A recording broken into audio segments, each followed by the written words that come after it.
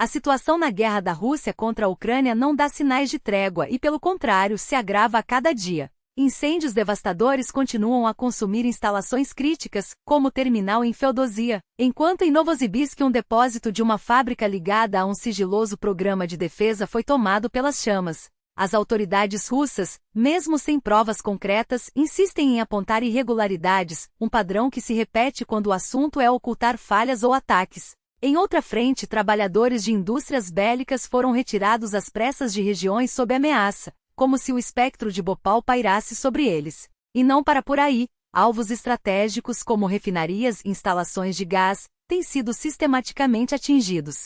Em Kstovo, na região de Volgogrado, um ataque ucraniano provocou um incêndio de grandes proporções, confirmado por imagens de satélite. A realidade é clara, a Rússia está perdendo terreno, e não apenas no campo de batalha. A economia desmorona, o fronte estagna, e até mesmo na Europa o cansaço com a guerra cresce. Mas isso não é motivo para baixar a guarda. Pelo contrário, é justamente agora que Moscou pode recorrer a provocações cada vez mais ousadas e desesperadas, seja para desviar a atenção da Ucrânia ou para interromper o fluxo de ajuda internacional. O Kremlin, acuado, parece ter transferido seu foco para uma nova ofensiva em outra direção, deslocando tropas e equipamentos em uma manobra que muitos interpretam como um sinal de desespero. A tão prometida batalha decisiva pelo Donbas foi adiada, ou talvez até cancelada, diante dos fracassos militares e das perdas crescentes. A impressão é que a Rússia já não acredita em uma vitória fácil, mas insiste em prolongar o conflito, apostando em negociações que só servem para ganhar tempo.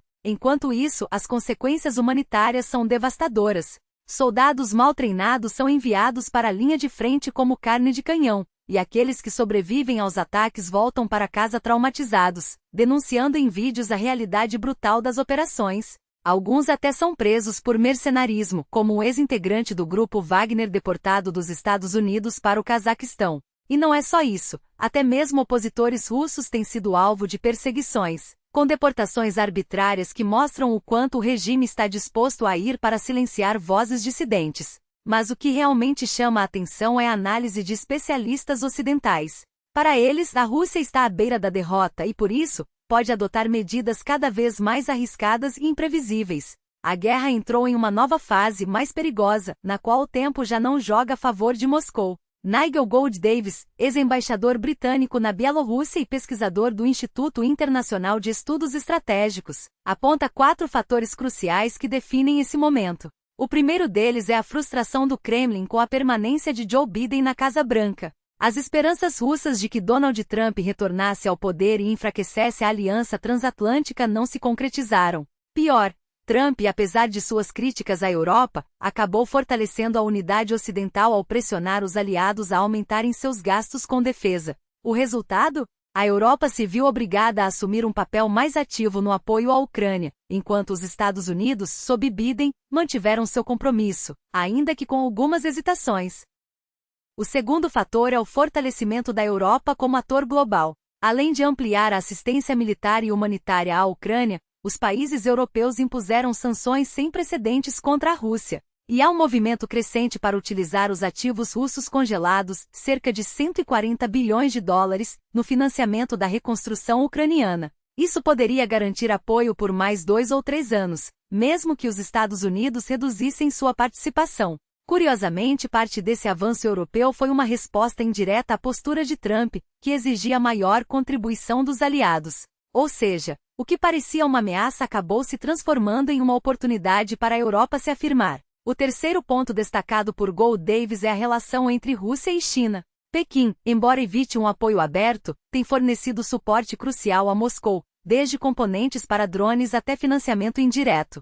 Mas essa parceria é movida por interesses próprios. A China não quer uma vitória russa, mas também não pode permitir uma derrota completa. Afinal, um colapso russo desestabilizaria ainda mais a região e enfraqueceria a posição chinesa. Por outro lado, a China também lucra com a guerra, vendendo peças para ambos os lados, inclusive para a Ucrânia. É uma estratégia cínica, mas eficaz. Enquanto o conflito se arrasta, Pequim maximiza seus ganhos, sem se importar com as consequências humanitárias.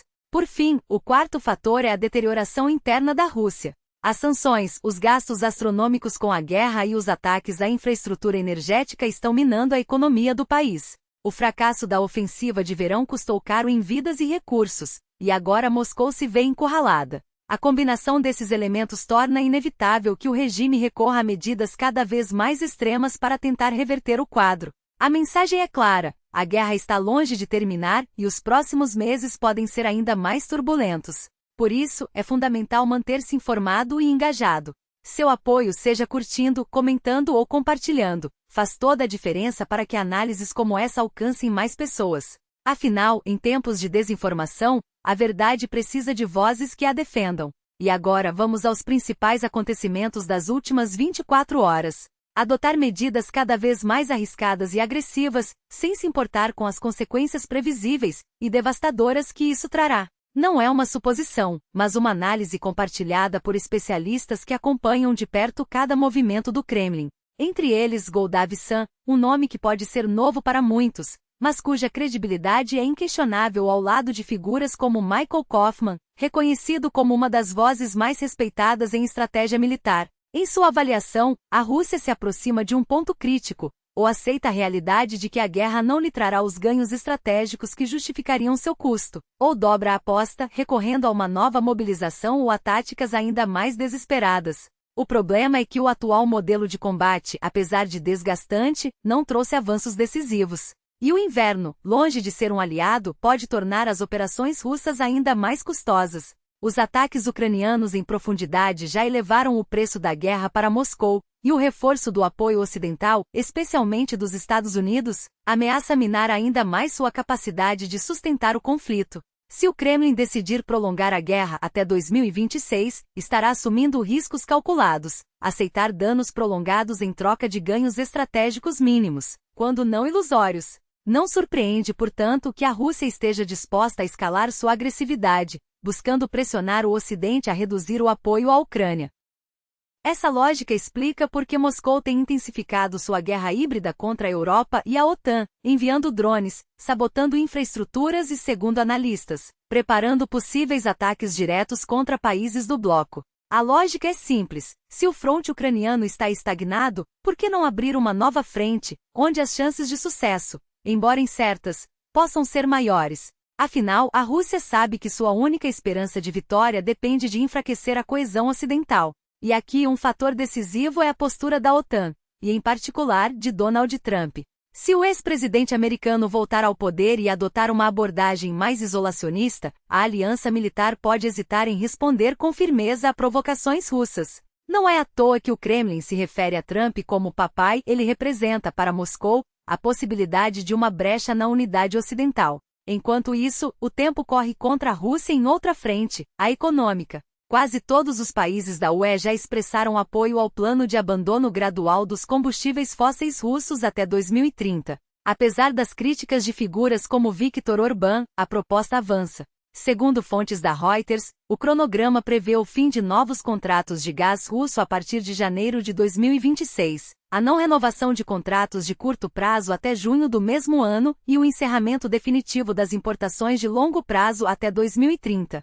Resta, porém, uma questão crucial: como garantir que o gás natural liquefeito GNL importado não tenha origem russa? Hoje mesmo, antes desta gravação, surgiu a notícia de que a Hungria concordou em bloquear as importações de GNL russo pela UE, removendo um dos últimos obstáculos para a aprovação do 14º pacote de sanções. Os pontos de resistência agora são a Eslováquia e a Áustria, mas a pressão sobre elas só aumenta. Outra notícia promissora vem da Europa. O debate sobre o uso dos ativos russos congelados para financiar a Ucrânia finalmente ganha tração. Há meses venho defendendo que essa medida não é apenas viável, mas necessária, e agora, os sinais são claros de que estamos mais perto do que nunca de torná-la realidade. A maioria dos países da UE apoia a proposta do chanceler alemão, Olaf Scholz, de utilizar os 140 bilhões de euros em ativos russos bloqueados no Euroclear para conceder um empréstimo à Ucrânia. A ideia, apresentada inicialmente pela presidente da Comissão Europeia, Ursula von der Leyen, é criar um mecanismo de crédito reparatório. A Ucrânia receberia os fundos agora com a garantia de que seriam ressarcidos no futuro, após um eventual acordo de paz que previsse reparações de guerra pela Rússia. Os ativos russos permaneceriam congelados, mas seus rendimentos seriam usados para financiar Kiev. O plano é engenhoso, mas enfrenta resistências, especialmente da Bélgica, onde está sediado o Euroclear. O ministro belga das Finanças Vincent Van Petegem argumenta que Bruxelas só aceitará a proposta se os outros 26 Estados-membros assumirem conjuntamente os riscos jurídicos e financeiros. A posição belga irritou outras capitais, que lembram que o país já lucrou 3,6 bilhões de euros com os rendimentos dos ativos russos, enquanto sua contribuição para a ajuda militar à Ucrânia permanece entre as mais baixas da UE. Ainda assim, há otimismo. A expectativa é que o esquema seja votado até dezembro, com a primeira parcela do empréstimo prevista para o segundo trimestre de 2025. O que está em jogo aqui não é apenas dinheiro, mas o futuro da guerra. Se a Ucrânia receber esses recursos, terá fôlego para resistir por mais 2 ou 3 anos, tempo suficiente para esgotar as opções da Rússia e forçar Moscou a negociar em termos desfavoráveis. Como alertam os analistas, a janela de oportunidade para Kiev se fecha no final de 2025 e início de 2026. Se a Rússia perceber que sua estratégia de desgaste não está funcionando, porque a Ucrânia terá recursos para se defender, o Kremlin pode ser compelido a buscar uma saída. E é exatamente por isso que a transferência dos ativos russos não é apenas uma questão financeira, mas uma ferramenta de pressão política. A Bélgica, é claro, tem motivos para cautela.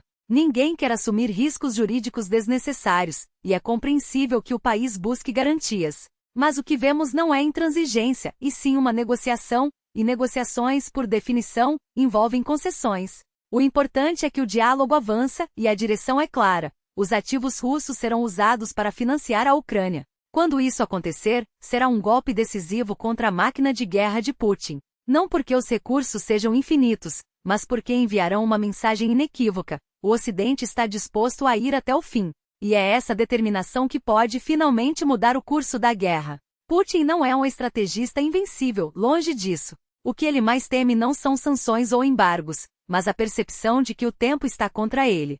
Cada dia que passa sem uma vitória clara é um dia a mais de desgaste para a Rússia, enquanto a Ucrânia se fortalece com apoio ocidental. E é justamente essa equação que o confunde. Quanto mais ele prolonga a guerra, mais o Ocidente se organiza, mais a Europa se prepara e mais a Ucrânia se torna resiliente. A transferência dos ativos russos não é apenas um golpe financeiro, é um sinal claro de que o jogo mudou. Putin precisa entender que não há caminho de volta, e cada medida como essa o empurra para um beco sem saída. Mas não é só uma questão de pressão externa. A resistência ucraniana, apoiada por doações e equipamentos enviados por pessoas comuns ao redor do mundo, é a prova viva de que essa guerra não se decide apenas nos campos de batalha, mas também na determinação coletiva. Quando vocês, apoiadores, contribuem para drones, veículos blindados ou suprimentos médicos, não estão apenas enviando recursos, estão salvando vidas. E essas vidas, por sua vez, se tornam a linha de frente que impede a Rússia de avançar.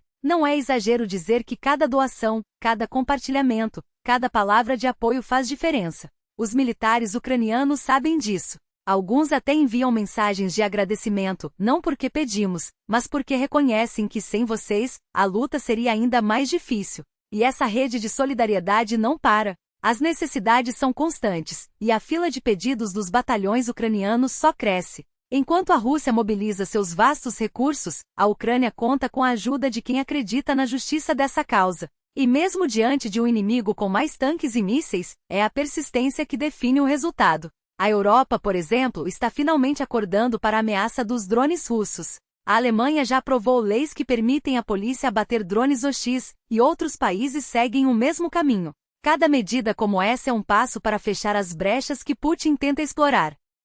Curiosamente, é como se Putin estivesse cavando sua própria armadilha. Em vez de lançar um ataque massivo e decisivo, que poderia, em teoria, surpreender o Ocidente, ele opta por táticas de desgaste, drones de vigilância, ataques esporádicos a infraestruturas, tentativas de desestabilização. Mas o que ele não percebe é que cada uma dessas ações só acelera a preparação dos europeus. Quando a Rússia finalmente decidir escalar, encontrará uma Europa mais unida, com protocolos claros para neutralizar ameaças e indústrias prontas para produzir defesas em massa. A própria empresa belga Thales, que fabrica mísseis antiaéreos, já está aumentando sua produção e enviando a maior parte para a Ucrânia.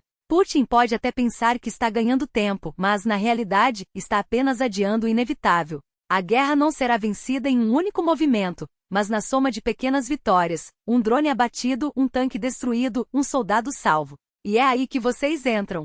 Cada contribuição, por menor que seja, é um tijolo nessa muralha de resistência. A Ucrânia não pediu essa guerra, mas está determinada a vencê-la, e com o apoio de pessoas como vocês, ela o fará. O futuro ainda está em jogo, mas uma coisa é certa: Putin já perdeu a batalha das ideias. Agora, é só uma questão de tempo até que essa derrota se materialize nos campos de batalha. E os sinais estão por toda parte. A Rússia não está apenas perdendo a guerra, está se esgotando por dentro. Cada tanque destruído, cada drone abatido, cada depósito de munição incendiado é um golpe que o regime de Putin não consegue mais absorver. Os números não mentem. Os estoques de equipamentos soviéticos, herdados de uma era que já não existe, estão se reduzindo a uma fração do que já foram. E o que resta? Metal enferrujado, peças faltando, máquinas que exigem meses de reparo para voltar a ser úteis, se é que voltam.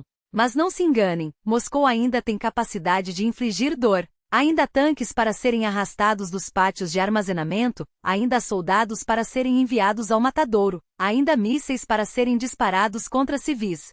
O que falta, porém, é a capacidade de sustentar essa máquina de guerra por muito tempo. Cada dia que passa, a Rússia se aproxima de um ponto de ruptura, não por falta de vontade, mas por falta de recursos. E quando esse momento chegar, não haverá volta. Enquanto isso, a Europa finalmente acorda. O que antes era visto como um problema distante, drones russos invadindo o espaço aéreo, sabotagens, ameaças híbridas, agora é uma realidade que bate à porta. E a resposta está sendo construída tijolo por tijolo. Alemanha, Bélgica, países nórdicos. Todos começam a entender que a guerra não é mais uma abstração, mas uma sombra que se estende sobre o continente. Treinamentos para abater drones, protocolos de defesa, investimentos em tecnologia, tudo isso é fruto de uma lição dolorosa, mas necessária. A Ucrânia não está apenas lutando por sua sobrevivência, está mostrando ao mundo como se combate uma guerra moderna. E o Ocidente, aos poucos, aprende. Mas não há tempo para complacência. Enquanto a Rússia queima seus últimos recursos, enquanto suas cidades sufocam sob fumaça tóxica e seus cidadãos enfrentam racionamento de combustível, a urgência só aumenta. Cada dia de resistência ucraniana é um dia a menos para Putin. Cada drone derrubado, cada tanque destruído, cada soldado russo que recua é um passo em direção ao colapso de um sistema que já não se sustenta. E é aqui que a sua contribuição faz a diferença. Não se trata apenas de enviar ajuda, trata-se de manter viva a chama da resistência. De provar que mesmo diante de um inimigo que joga sujo, há quem esteja disposto a lutar pelo que é certo. A Ucrânia não pediu essa guerra, mas não vai se curvar. E com o apoio de pessoas como você, ela não apenas vencerá, ela reescreverá o futuro. Um futuro onde a tirania não tem lugar, onde a liberdade não é negociável e onde a justiça por fim prevalece. O relógio está correndo. A Rússia está enfraquecida, mas ainda perigosa. A Europa está acordando, mas ainda lenta. E a Ucrânia? A Ucrânia está de pé. E com cada gesto seu, com cada palavra de apoio, com cada recurso enviado, você está ao lado dela. Não como espectador, mas como parte dessa vitória. Porque no fim das contas não são apenas tanques e drones que decidem guerras. São pessoas. E pessoas como você. O caos não escolhe hora nem lugar. Ele se instala onde a negligência permite, onde a arrogância acredita estar imune. E a Rússia, com sua teia de mentiras e falsas seguranças, aprende da pior maneira: não há refúgio para quem brinca com fogo. As restrições não são acidentes. São sintomas. Postos de gasolina esvaziados, limites absurdos de 20 ou 30 litros por carro, filas que se estendem por quilômetros enquanto os tanques dos veículos militares seguem cheios. O combustível some, mas a máquina de guerra não para. E não é coincidência. É estratégia. Ou melhor, é o preço de uma guerra que Moscou insiste em chamar de operação especial, enquanto seus cidadãos enfrentam racionamentos dignos de tempos de cerco. Em Ekaterimburgo, as fábricas tremem. Não são apenas drones que pairam sobre elas, é o fantasma da vulnerabilidade. Linhas de produção paralisadas, trabalhadores dispensados sem aviso, sirenes que deveriam soar, mas permanecem em silêncio. Porque, afinal, quem ousaria alertar sobre o que todos fingem não ver? A Ucrânia não precisa de mísseis para desestabilizar a Rússia. Basta expor suas fraquezas. E elas estão por toda parte, em depósitos que pegam fogo sem explicação, em fábricas que abastecem o complexo militar industrial e viram alvos fáceis, em gasodutos que explodem como se fossem feitos de papel. Cada ação tem uma reação. Cada ataque a infraestruturas civis ucranianas, escolas, hospitais, usinas, é respondido com precisão cirúrgica. Não por crueldade, mas por necessidade. Porque guerras não se vencem apenas com armas, mas com a capacidade de fazer o inimigo pagar um preço insuportável por cada erro. A Rússia queimou suas próprias pontes. Agora, assiste aos seus silos de grãos, seus terminais de gás, seus armazéns de munição se transformarem em cinzas. E o pior, ela mesma acendeu fósforo. Quando se bombardeia uma usina elétrica em Kharkiv, não se espera que Kiev responda com flores. Quando se ataca um hospital em Mariupol, não se pode reclamar quando drones ucranianos sobrevoam Belgorod. A lógica é simples. Se você trata civis como alvos, não espere que seus soldados sejam poupados. Se você transforma escolas em quartéis, não se surpreenda quando elas forem atingidas. E as vítimas? Sempre os mesmos. Os que não escolheram essa guerra, mas pagam por ela com a vida. Como Yevgenia Krashenko, a professora de 25 anos que morreu em um ataque a um centro esportivo em Belgorod, um lugar que deveria ser sinônimo de saúde, de futuro, de normalidade. Mas que, como tantos outros, foi sequestrado pelo exército russo, transformado em base militar, em alvo. E ela estava lá, no lugar errado, na hora errada, porque alguém decidiu que um ginásio era mais útil como abrigo para soldados do que como espaço para crianças. Quantos mais terão que morrer assim? Quantas famílias terão que enterrar seus entes queridos porque o Kremlin prefere esconder seus mortos a admitir que está perdendo? A mensagem é clara: fiquem longe. Longe de qualquer lugar onde haja uniformes, veículos militares, movimentação suspeita. Longe de escolas abandonadas, de ginásios reformados, de prédios que de repente têm mais antenas do que janelas. Porque a Rússia não vai avisar. Ela não vai colocar placas dizendo: aqui há soldados, risco de ataque. Ela vai continuar mentindo, minimizando, escondendo corpos. Mas a Ucrânia não erra. E cada vez que um drone sobrevoa uma base improvisada, cada vez que uma ogiva atinge um depósito de munições, é porque alguém, em algum lugar, fez a escolha errada. Escolheu ignorar os sinais. Escolheu acreditar que estava seguro. O jogo mudou. Não são mais apenas as fronteiras que estão em risco. É cada rua, cada bairro, cada cidade onde a guerra se infiltra como um vírus. E a única defesa é a consciência. A recusa em normalizar o absurdo. A coragem de dizer: basta. Porque no fim, a Rússia não está lutando contra a Ucrânia. Está lutando contra a realidade. E a realidade, como sempre, vence. É assim que a mentira se constrói. Tijolo por tijolo, omissão por omissão. Primeiro negam o óbvio. Depois, distorcem os fatos. E quando a verdade finalmente emerge, já é tarde demais para quem acreditou nas versões oficiais. O governador Gladkov não mentiu apenas uma vez, ele mentiu com método. Mentiu para proteger não a população, mas a narrativa de Moscou. E cada vez que um veículo de imprensa repete essas falsidades sem questionar, sem verificar, sem confrontar, está fazendo o trabalho sujo do Kremlin. Está transformando a desinformação em verdade por repetição. Porque não se trata de um erro. Não é um deslize. É uma estratégia. Quando um prédio é atingido em Staroskol e as autoridades russas falam em destroços de drones abatidos, enquanto as imagens mostram uma ogiva intacta explodindo a metros de civis, não há espaço para dúvidas. Há apenas uma escolha: acreditar nos fatos ou nas mentiras. E os fatos, como sempre, não precisam de adornos. A câmera não mente. O vídeo não inventa. A cratera ao lado do edifício não foi feita por um drone que ninguém viu. Foi feita por uma arma russa, apontada para um alvo russo, ou pelo menos, para o que deveria ser território russo. Mas a Rússia já não distingue mais entre seus próprios cidadãos e seus inimigos. Para eles, todos são alvos em potencial. E enquanto isso, a máquina de propaganda segue funcionando. Notícias de ataques a hospitais, escolas, fábricas de alimentos, tudo é justificado, minimizado ou simplesmente apagado. Quando uma fábrica de humus em Kherson é bombardeada, não é um erro de mira. É um recado. Um lembrete de que, para Moscou, não existem alvos puramente civis.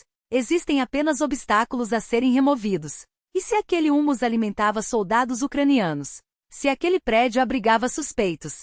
Se aquele trem transportava carga militar? Pouco importa. A Rússia não precisa de provas. Precisa de pretextos. E os pretextos, ela mesma os cria. Enquanto isso, a infraestrutura ucraniana sangra.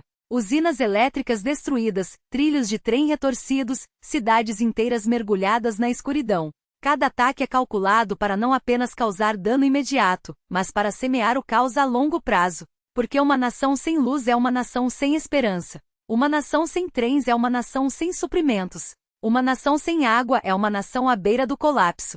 E é exatamente isso que Moscou quer, não apenas vencer a guerra, mas apagar a Ucrânia do mapa. Não com um único golpe, mas com milhares de cortes profundos, cada um sangrando um pouco mais a resistência. E os especialistas alertam: o pior ainda está por vir. Quando um analista como Flash Beskresny diz que os russos estão mirando especificamente em locomotivas, não é alarmismo, é análise fria. Porque sem trens, não há logística. Sem logística não há guerra.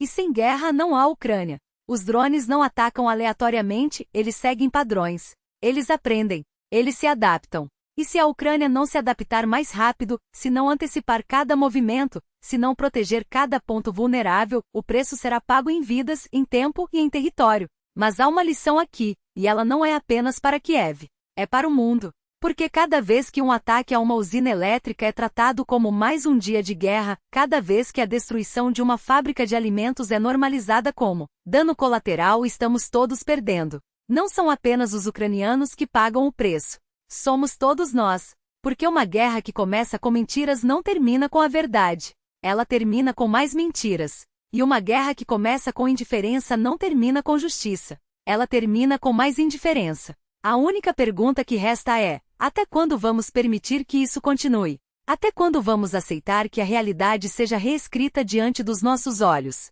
Até quando vamos fingir que não vemos o que está acontecendo? Não em algum lugar distante, mas aqui e agora em tempo real, porque a história não perdoa quem fecha os olhos. E a história já está sendo escrita. A questão é: de que lado você quer estar? Do lado dos que viram o rosto? Ou do lado dos que disseram: chega? Em pontos de inflexão, ou seja, em movimentos que ainda não acontecem em larga escala, mas que podem começar a acontecer, e quando acontecerem arrastarão consequências gigantescas. É claro que espero que as lideranças ucranianas estejam atentas, que interajam ativamente com essas dinâmicas, que não deixem passar despercebidos os sinais que já estão aí, pulsando sob a superfície. Porque, sejamos honestos, o que está em jogo não é apenas o futuro de uma cidade ou de uma região, mas a própria lógica da guerra. E aqui um detalhe chama a atenção. O analista militar Yunis Sobzir destacou algo que pessoalmente me surpreendeu. Há um redirecionamento claro de forças russas no eixo de Pokrovsk. As tropas do Distrito Militar Sul estão sendo realocadas para a fronteira com a região de Dnipropetrovsk. Fontes indicam que a Rússia não está mais concentrando seus esforços apenas na parte sul de Pokrovsk, mas sim deslocando unidades inteiras, como a 90ª Divisão de Tanques, agora posicionada a sudoeste de Pavlovka, e a 35ª Brigada, transferida da parte sul do eixo para a mesma área. Apenas elementos da 27ª Divisão e das 15ª e 13ª Brigadas permanecem ao sul de Pokrovsk. O que isso significa? Difícil interpretar de outra forma. O comando russo parece ter adiado mais uma vez seus planos de tomar Pokrovsk. Afinal, já haviam fechado quase todo o flanco leste da cidade. Em vez disso, optaram por abrir uma nova frente, desta vez em direção a Dnipropetrovsk. Por quê? Porque os avanços no eixo sul mostraram que as forças armadas russas conseguem progredir mais rápido ali, a uma média de 10 km por mês. E convenhamos, é mais fácil vender vitórias em aldeias sem importância estratégica do que admitir que o objetivo real, a tomada de um centro urbano crucial, está cada vez mais distante. A estepe de Dnipropetrovsk, com seus vilarejos esparsos, tem valor tático mínimo se comparada a uma cidade como Pokrovsk. Mas, para Moscou, o que importa é manter a narrativa: estamos avançando. E se isso significa sacrificar a profundidade estratégica em troca de ganhos simbólicos, que assim seja. Há quem especule que a Rússia não planeja um cerco profundo a Pokrovsk, mas sim uma manobra diversionista para pressionar Dnipropetrovsk, criando uma nova linha de frente. Se for esse o caso, levará meses e, mesmo assim, só se tiverem sucesso. O pessimismo do comando russo em relação a Pokrovsk faz sentido quando se olha para a realidade no terreno. Como eles próprios admitem em off, a qualidade das tropas é um problema crônico. O reforço vem de marginais acima dos 50 anos, fisicamente incapazes de marchar 15 quilômetros a pé sem equipamento de proteção individual decente, sem treinamento para resistir a drones FPV ou carregar suprimentos para grupos de assalto. Há ainda os recrutados em prisões e centros de detenção, cuja moral é tão frágil que muitos desertam antes mesmo de entrar em combate. Alguns simplesmente se escondem em porões, desligam os rádios e se recusam a cumprir ordens. A tática de pequenos grupos, por sua vez, exige um volume absurdo de munição, drones e rádios, exatamente os recursos que a Rússia vem perdendo em ritmo acelerado. Com a ajuda voluntária diminuindo e os preços disparando, manter o fluxo de suprimentos tornou-se um pesadelo logístico. E mesmo quando conseguem algum avanço, as unidades saem exauridas, sem capacidade de consolidar posições. A pergunta que fica é: o que vem depois? Como observa um analista citado por Golikov, a guerra não se decide em batalhas isoladas, mas em resistência. E a Ucrânia, mesmo sob pressão, ainda tem fôlego. A Rússia, por outro lado, corre contra o tempo. Cada dia que passa é um dia a menos de recursos, de moral, de paciência internacional. Por isso, a aposta em Dnipropetrovsk pode ser uma tentativa desesperada de criar uma moeda de troca. Trocar territórios conquistados no leste por uma saída negociada, quando Moscou já estiver no limite. Lembram-se da batalha decisiva pelo Donbas? Pois é, quando a Rússia começou a redirecionar tropas para o eixo de Pokrovsk, muitos acreditaram que seria o golpe final.